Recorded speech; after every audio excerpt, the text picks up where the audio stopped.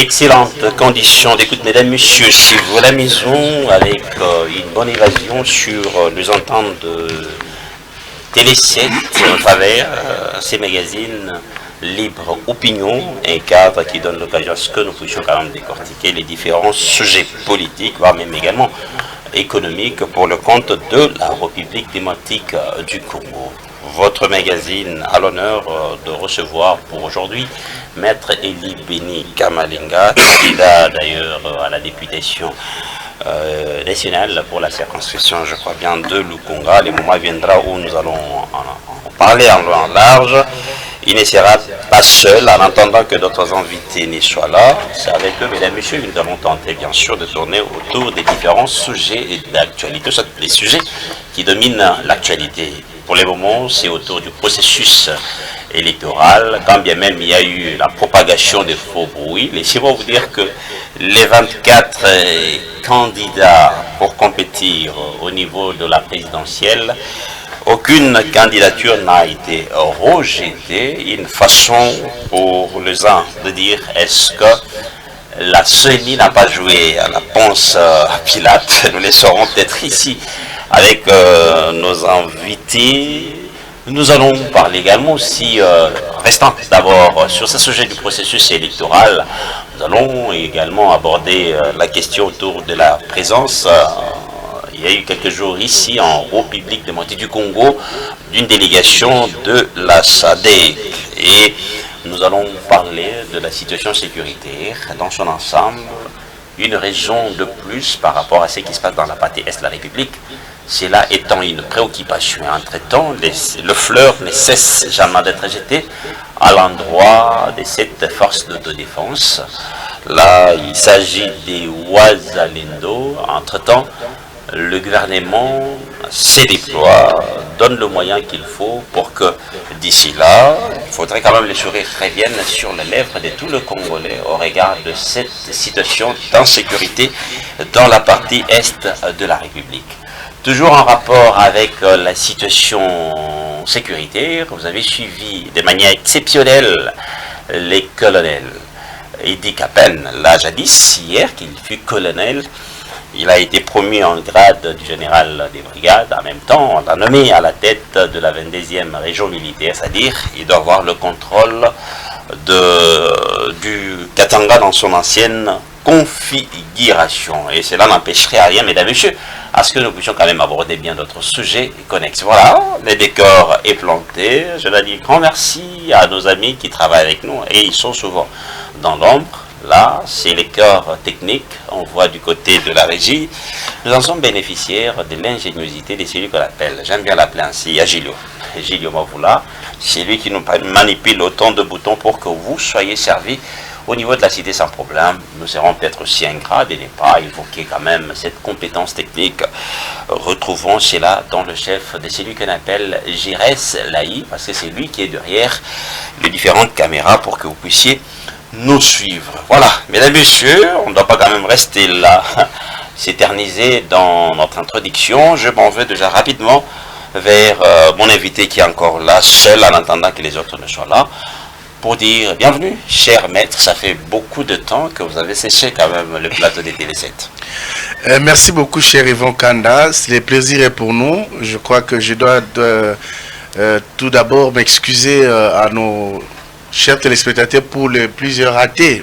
Vraiment. Parce qu'ils nous ont attendus plusieurs fois. Malheureusement, nous n'étions pas en mesure d'être là pour des raisons bien évidentes, liées à la profession et bien d'autres occupations. Parce que Maître Eli Beni n'est pas seulement communicateur du chef de l'État, il a un boulot. Vraiment. Et puis, un boulot libéral. Voilà, il est avocat, il est acteur politique, il y a autant de choses. Il est secrétaire général de l'équipe de football, le FC Tshisekedi Kassalou, en sigle FC Chikas, qui joue cette année en Ligue 2. Oui.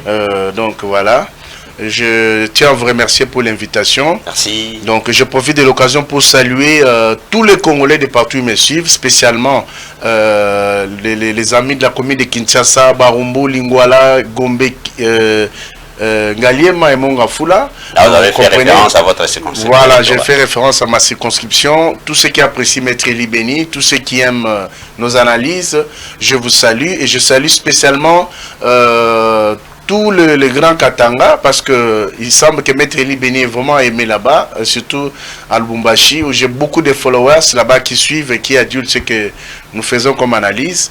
Donc, merci beaucoup. Je salue tous les techniciens de cette chaîne. Il y a l'effervescence dans les Katanga par rapport à cette nomination et l'avancement en grade du général Idi Kapen. Ben oui, je crois que ces grands soldats méritaient d'être honorés quand même, vu les services rendus. Il a été objet d'un acharnement. Suite à la mort de Mosé, il a passé un long... Donc vous parlez d'un acharnement.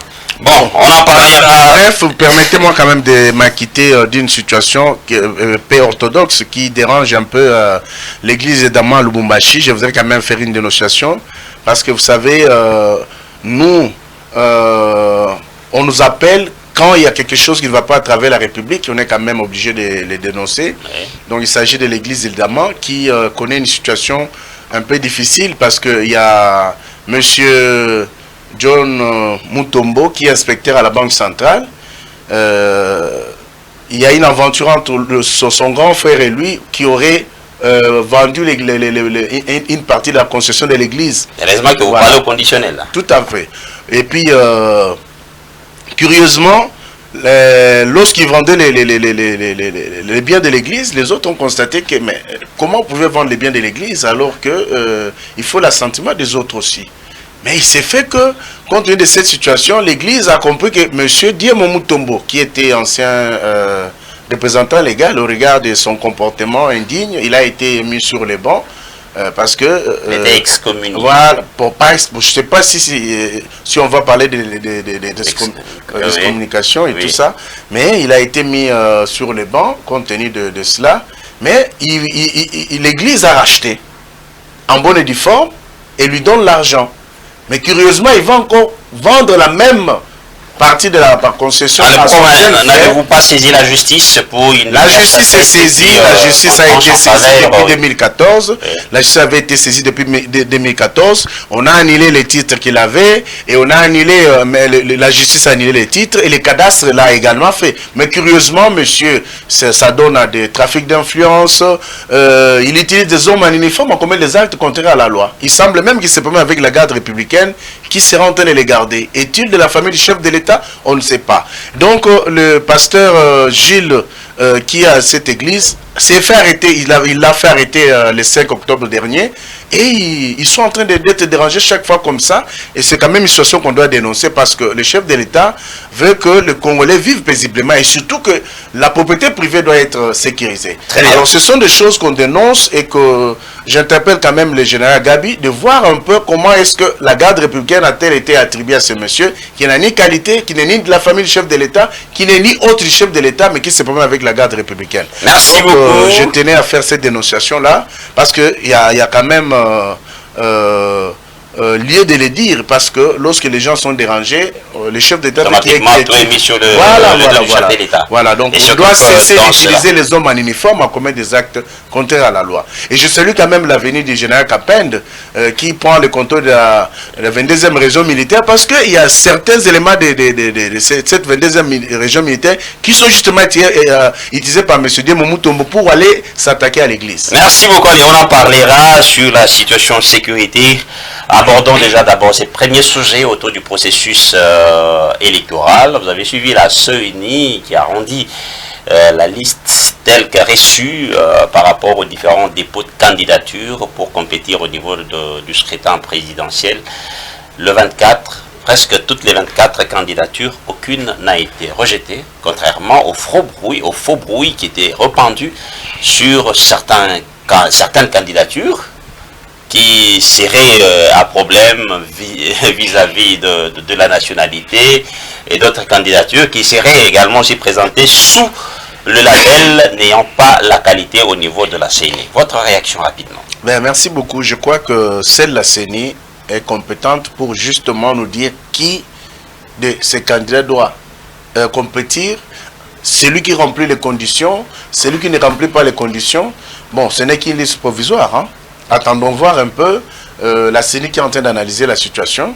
Donc nous on fait confiance à la CENI parce que vous parlez de la nationalité de certains. C'est connu, c'est plausible, tout le monde connaît la mais déjà au niveau de la CENI, la question est déjà réglée à ces niveaux-là. On a rendu la liste des 24. C'est comme ça que nous disons, la CENI est celle compétente à avaliser ou pas, suivant les critériums fixés. Donc ces critériums sont fixés par la loi. Si la CENI a estimé que ces 24 remplissent les conditions et que de ce fait ils doivent compétir, donc nous on s'incline, on est en train de voir un peu ce qui se passe. On parle de la CENI qui joue à la Ponce Pilate.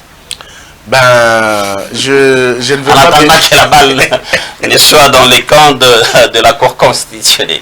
Ben oui, c'est comme ça. La CENI a fait sa part. Attendons voir un peu si la Cour constitutionnelle va avaliser.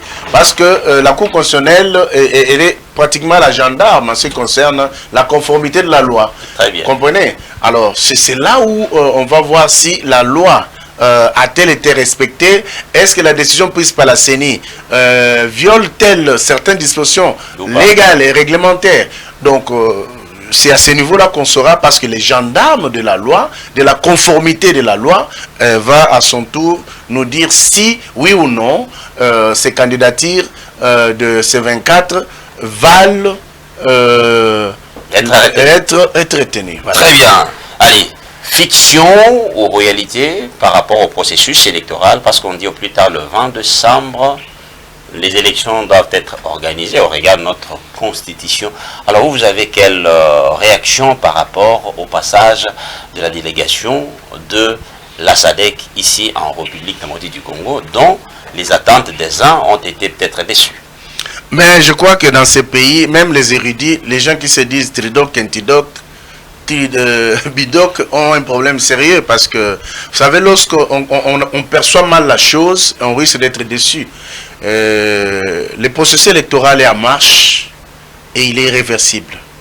Je l'ai toujours dit, seule la CENI et le gouvernement congolais sont les deux voies obligées et officielles qui doivent nous indiquer sur la tenue ou la non-tenue des élections dans les délais constitutionnels, c'est-à-dire au 20 décembre prochain. Alors, lorsque la SADC, qui dans sa mission de routine, fait toujours cette mission à la veille des élections dans tous les pays membres qui organisent les élections, la RDC ne pouvait pas faire moins. Elle est venue justement pour voir comment les processus se déroulent. Mais pour certains, comme vous dites, qui ont été dessus, parce qu'à l'instar du FCC, qui a sauté les premiers pour dire que il faut que le dialogue soit organisé, on fait tout pour les évacuer, alors que le FCC n'a pas été écarté de la course, mais c'est elle-même, c'est lui-même. Vous avez présenté quand même un carnet dans lequel il y a eu plusieurs éléments auxquels il ne pouvait pas cautionner ce processus. Voilà pourquoi il a eu à sauter sur la première occasion non, mais la délégation de la SADC pour rappeler également ce qui a fait que cette formation politique se mette un peu à l'écart. Non, mais tout doit d'abord se jouer autour de la mission de la SADC. La mission consiste à mettre en présence les partis pour qu'ils puissent se retrouver autour d'une table en vue d'obtenir un dialogue. Non. C'est déjà un premier élément où le FCC fait fausse route, parce que s'il faut parler d'exception, ça n'est une. Parce que la SADC n'était pas là pour amener les gens au dialogue. Alors, cette présence de la délégation de la SADC ici, c'était juste pour... Non, c'est comme je l'ai dit à l'entame, donc la SADC a dans ses prérogatives la mission de se rendre dans tout pays membre qui organise les élections. Et la RDC, cette année, au 20 décembre, va organiser les élections à tous les niveaux. Et c'est dans ce cadre-là que la SADC est venue se rendre compte sur la conformité de l'évolution du processus pour voir si tout se déroule mieux et essayer d'être utile. Vous comprenez? Mais ce n'est pas dans le sens de mettre les gens ensemble au vide d'un dialogue. C'est la raison pour laquelle vous allez comprendre que le FCC, qui a voulu sauter sur l'occasion, se retrouve être dessus, parce que en se considérant comme étant écartés de la course, alors qu'ils n'ont jamais été écartés, il y a un problème. Parce que les boycotts a été annoncé par l'FCC lui-même, vous comprenez? Donc ils n'ont pas été écartés, ils se sont écartés eux-mêmes. Vous comprenez? Alors, vous allez comprendre que la SADC a fait le ce pourquoi. Elle était là, et elle rentre, et la délégation va faire rapport à qui de droit par rapport à leur mission sur place ici en RDC. Donc vous allez comprendre que le processus est irréversible. Vous allez comprendre que au 20 décembre, les élections vont se tenir. N'en déplaise à tous ceux qui crient à tort ou à raison qu'il faut un dialogue, parce qu'on n'en a pas besoin. On n'a pas besoin du dialogue. Ceux qui veulent le dialogue, c'est pour se relancer dans les processus et se repositionner. Mais c'est tard, parce que au 20 décembre, il y aura élection. C'est tard, mais il y a d'autres langues qui ne croient pas à cette tenue des élections dans les délais constitutionnels. Mais vous avez suivi le président Kadima. Il a fixé une bonne fois pour toutes, pour la énième fois, l'opinion pour dire que dans son agenda, les mots glissement n'a pas été inscrit à l'ordre du jour et ne le sera jamais. Et donc au 20 décembre, il y aura les élections. Qui mieux que Kadima vous pensez que va fixer l'opinion? Les glissements étaient affichés dans le programme, ou bien c'était par rapport à une circonstance qui a fait que les gens se sont retrouvés au-delà du délai constitutionnel? Vous savez, chers frères, les chefs de l'État, dans toutes les tribunes du monde, que ce soit en Afrique, en Europe ou en RDC sur place, il a affiché son déterminisme de doter la RDC de nouvelles autorités d'ici 20 décembre 2023 et que la passation pacifique des pouvoirs se fera entre lui et le prochain. Et j'estime que ce sera toujours lui-même, parce qu'en face, il n'y a rien.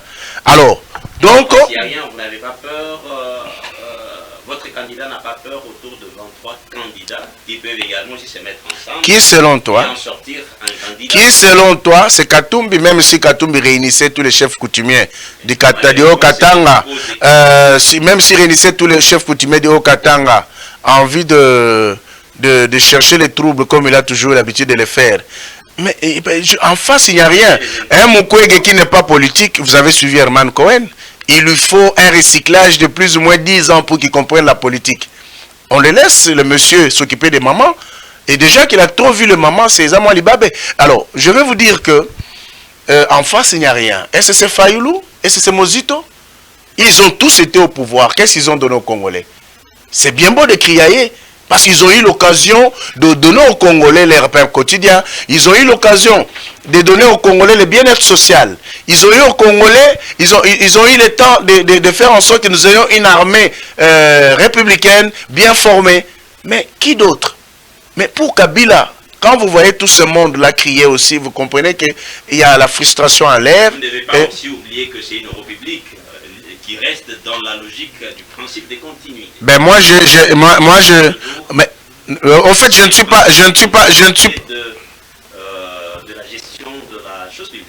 Oui, ne me faites pas dire, cher Yvon, ce que je n'ai pas dit. Déjà, il faut comprendre que je suis en train de parler de mon candidat, du profil, de la vision et des bienfaits réalisés qui fait en sorte qu'il soit dans la tête des Congolais en ce moment ici. Et permettez-moi également d'affirmer haut et fort qu'en face de mon candidat Félix-Antoine Tshisekedi Tshilombo, il n'y a rien et ce sont tous des souris naines. Vous comprenez? Quel que soit les tandems qu'ils vont présenter, quel que soit... Pourquoi? Parce que la prochaine étape, je crois, ça sera le projet de société. Parce que jusque-là, nous ne sommes pas moyens. Bon, bref, l'ensemble de la population... Mais on leur a demandé... J'ai suivi déjà quelques projets de société. Sur le parfum du projet de société de tous ces différents... J'ai déjà suivi des projets de société dont les thèmes restent les mêmes. Vous suivez mon jeune frère que je salue, Constant Moutamba, le candidat. Il vous parle de la refondation. Hein? De l'État. Vous suivez Cessanga, vous parlez de la refondation. Vous suivez... mais justement, mais écoutez, s'ils n'ont pas tort, ils n'ont qu'à travailler, ce n'est pas un problème, ce sont des Congolais. Mais ce qu'il faut retenir, c'est qu'avec le candidat Félix-Antoine Tshisekedi, qui est candidat à sa propre succession, qui aujourd'hui est en train de refonder le Congo, parce que le Congo était déjà parti. Joseph Kabila avait tout vendu avec son équipe. C'était un bien privé personnel de Kabila à la RDC. Mais les preuves, il y en a, mon cher ami. Je vais te dire, lorsque l'FCC... Tous assistaient à une alternance, à une passation pacifique. Tu sais ce qu'on appelle un lingala système à Kung Fu? Tu en sais quelque chose?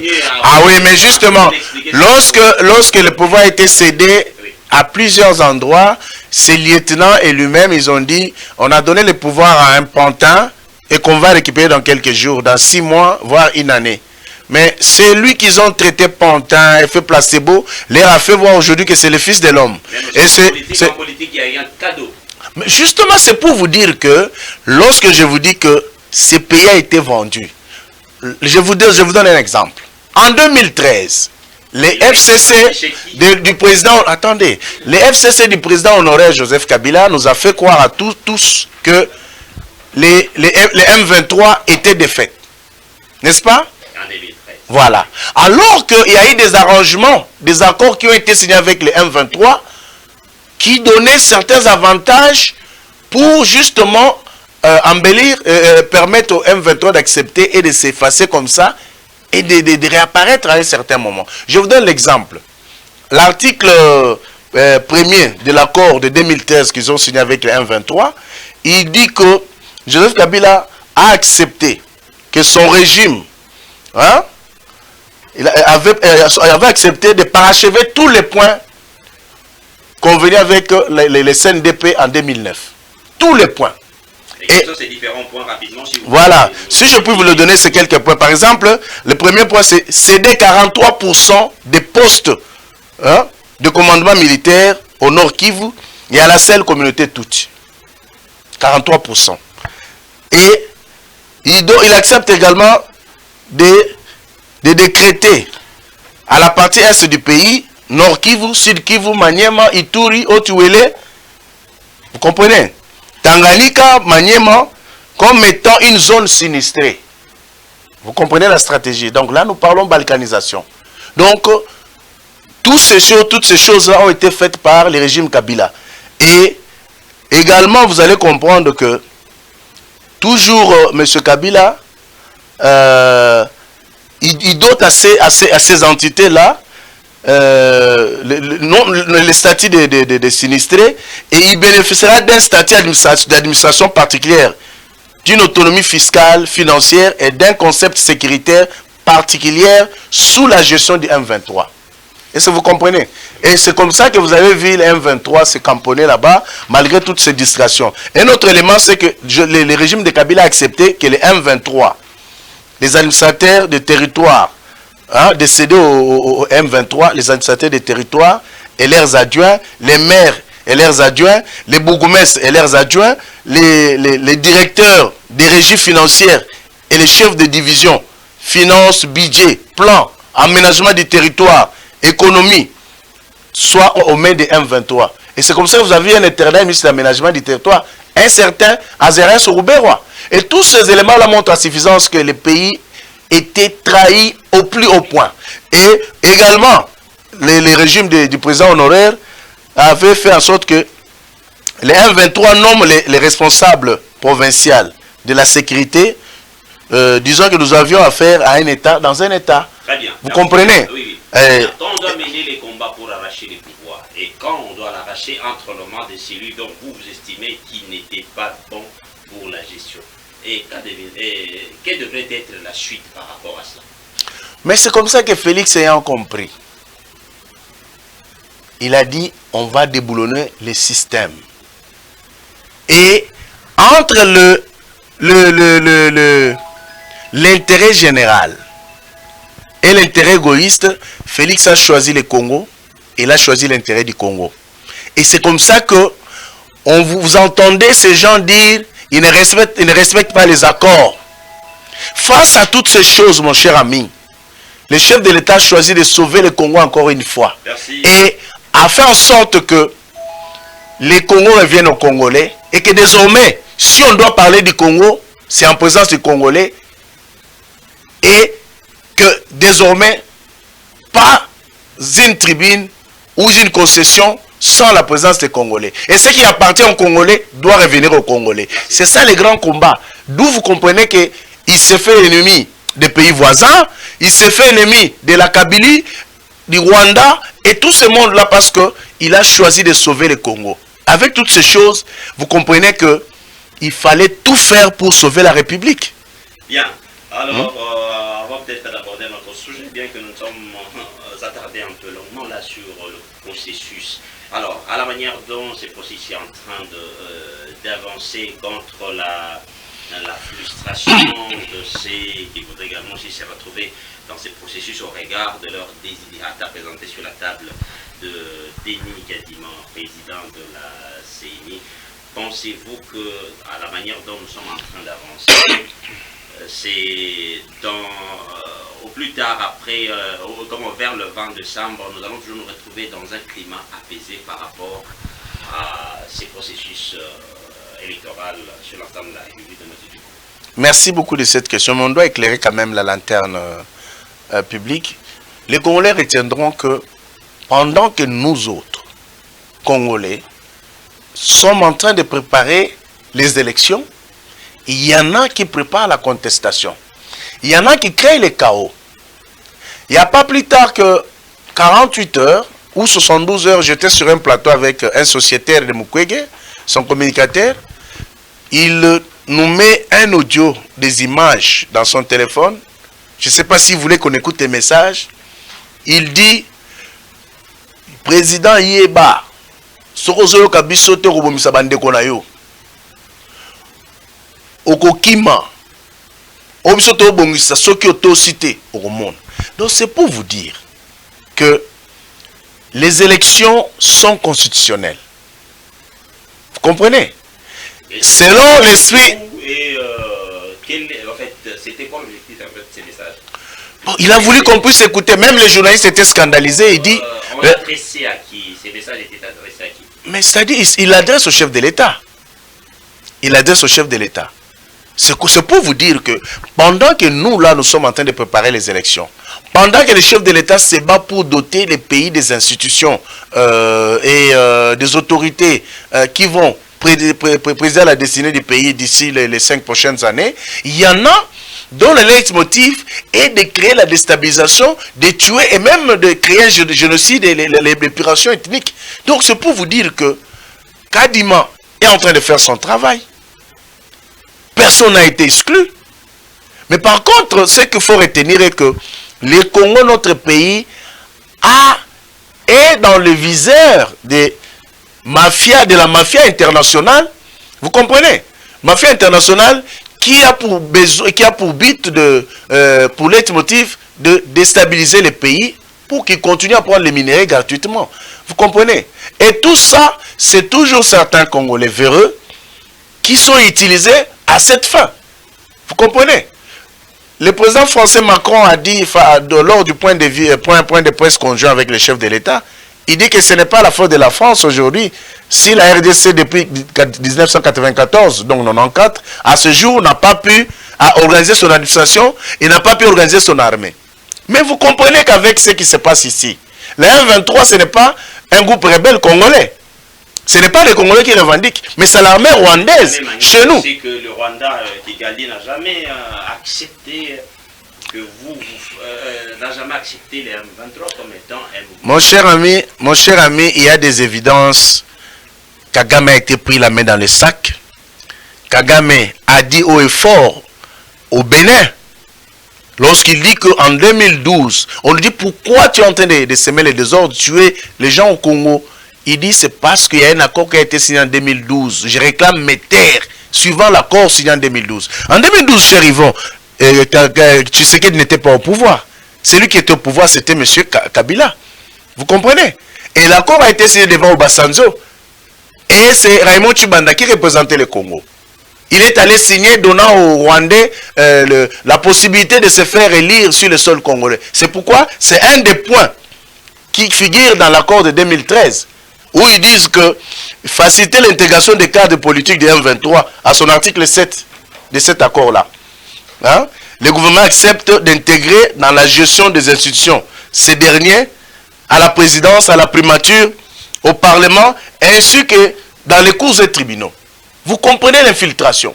Mais les Congolais ne comprennent pas. À la place de s'unir, à la place de soutenir celui qui aujourd'hui porte la voix du Congo pour que nous puissions nous retrouver et recouvrer notre intégrité et notre autonomie et notre indépendance, mais il y a des Congolais qui justement se mettent derrière ces impérialistes, qui se mettent derrière ceux qui dérangent et cherchent à déstabiliser notre pays. Donc vous allez comprendre que le président honoraire et son régime, il n'avait pas pour mission de soutenir l'armée, de faire en sorte que l'armée soit républicaine. Mais l'armée était truffée des infiltrés, était inféodée des Rwandais et autres. Et s'ils vont aller jusque dans les instituts, dans les cours et tribunaux, comprenez que nous avons un problème très sérieux. Et c'est aux Congolais de comprendre et de soutenir les seuls candidats qui méritent d'être soutenus, c'est Félix Tshisekedi. Parce que grâce à Félix aujourd'hui, Kagame a montré que le père du M23, c'est lui, parce que au sommet de l'Angola, on aurait voulu voir un représentant du M23 venir pour signer avec Félix l'accord qui était là-bas. Mais curieusement, c'est Kagame qui se pointe. C'est justement pour répondre à votre préoccupation qui dit, mais Kagame continue à nier. Mais quand je dis qu'il y a des évidences, à Luanda, c'est lui qui est allé signer à la place M23. Au Bénin, c'est lui qui fait la déclaration. Aux Nations Unies et dans les différentes réunions qu'il tient dans son assemblée nationale là-bas et autres, il dit clairement que Congo, il faut au Kenya. Quand bien même il est en train de regretter aujourd'hui, il dit que mais vous les Rwandais, tout ce que j'ai fait au Congo, vous m'avez laissé faire. J'ai honte d'être Rwandais. Vous m'avez soutenu, personne ne s'est levé pour me dire d'arrêter de faire ce que j'ai fait au Congo. Là, mais tout ça, c'est grâce au chiffre d'un seul homme. Changeons de chapitre. Allez, parlons maintenant du processus. Qu'est-ce que je raconte moi aussi? Parlons de la situation sécuritaire au pays. Commençons d'abord par, je pense que le chef de l'État, il y a 2 jours, il a eu à partager juste un repas ensemble avec le corps militaire, c'est-à-dire les généraux à tous les niveaux, qui, ces derniers, ont fini quand même par témoigner la loyauté aux côtés du chef de l'État. Vous avez quelle réaction? Non, ma réaction, c'est celle d'un homme qui se dit heureux parce que nous avons un président qui comprend les enjeux et les temps et choisit les bons moments pour parler aux hommes en uniforme. Parce que il n'y a pas plus tard que quelques jours ici, vous avez entendu les audios, qu'il y a quelque chose qui sera en train de se tramer, et qu'il y a des gens qui aujourd'hui sont en train de manipuler aussi certains généraux et hommes en uniforme à commettre des forfaits en l'instant de ce qui s'est passé au Gabon et tout. Mais le chef de l'État les réunit pour justement les rassurer et leur rappeler le rôle qu'ils sont censés jouer et le sens de leur serment pour défendre l'intégrité territoriale de notre pays.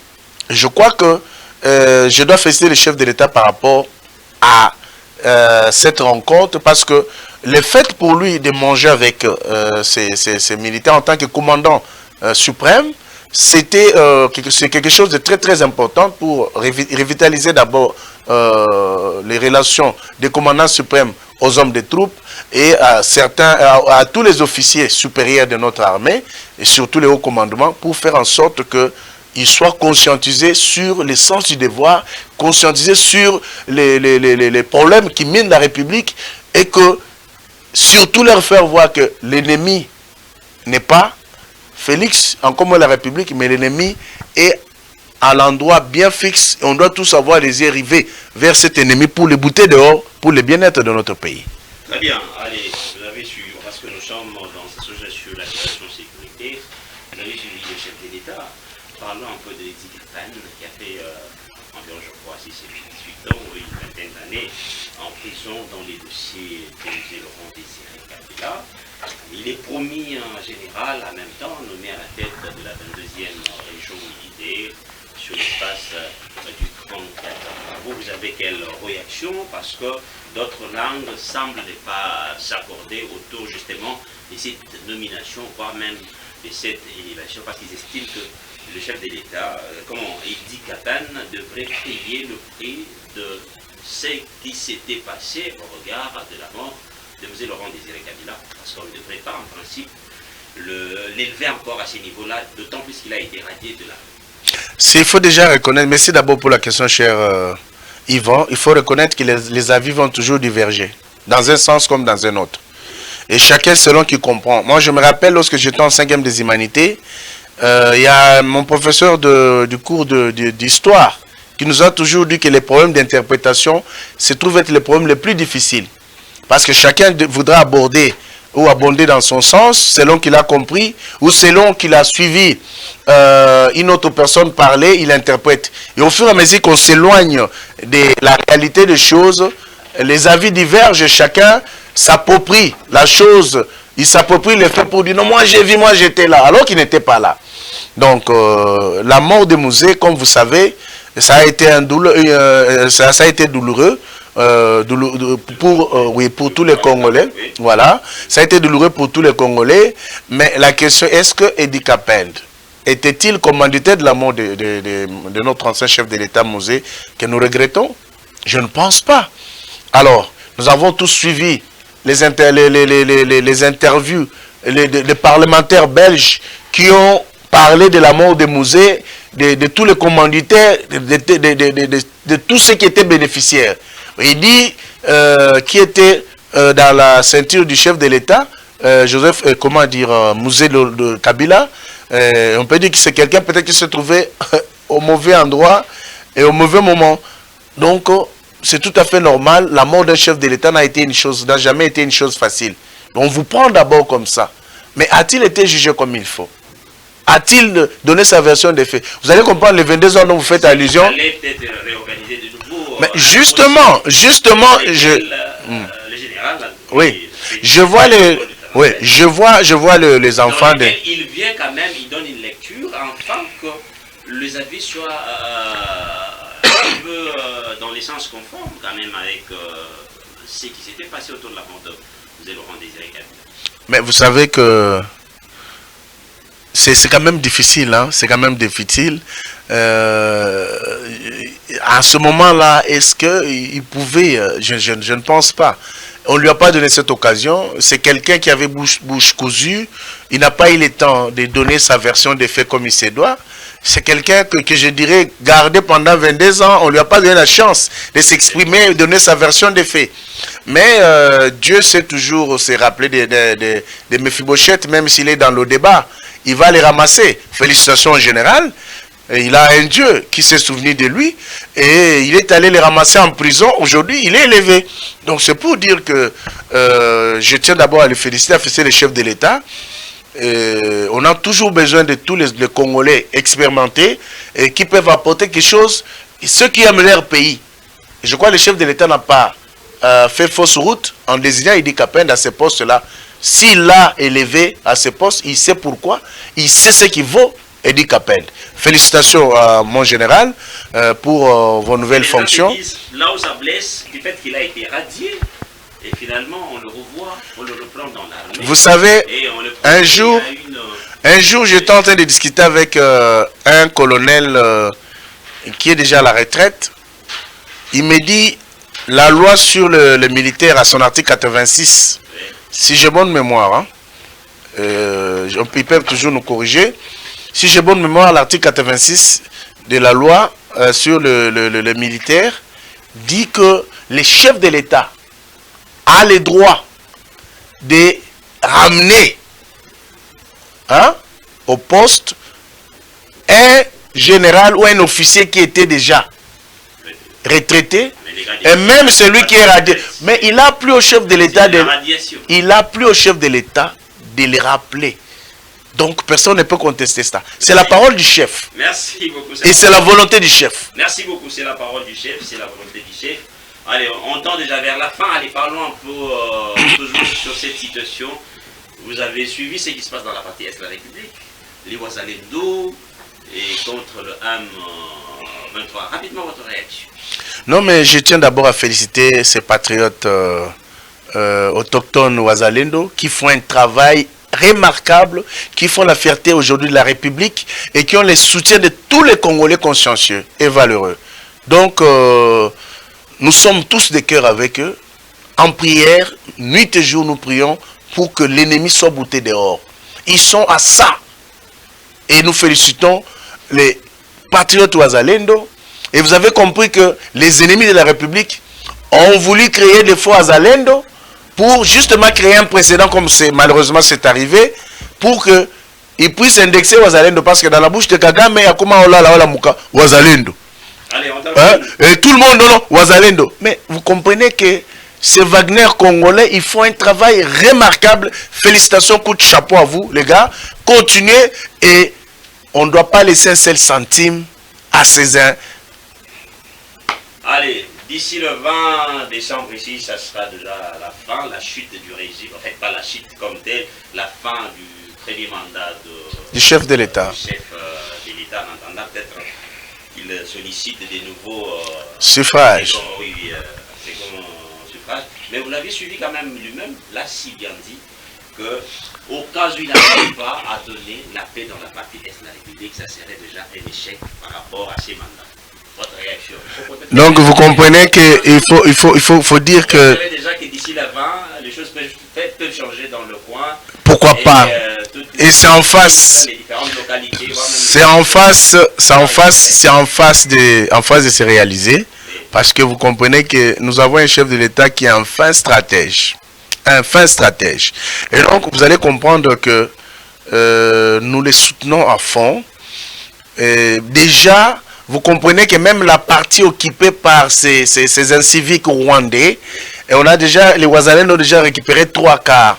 Donc les 1 quart qui reste, on s'endort, on se réveille, on ne sait pas, peut-être cette nuit ou demain, on peut toujours recouvrer l'intégrité territoriale de notre pays. Même si l'EAC qui, soi-disant, est venu pour nous aider, est en train de jouer au trouble fait pour soutenir et attaquer nos vaillants Wazalendo, on les a à l'œil et vous allez partir, monsieur.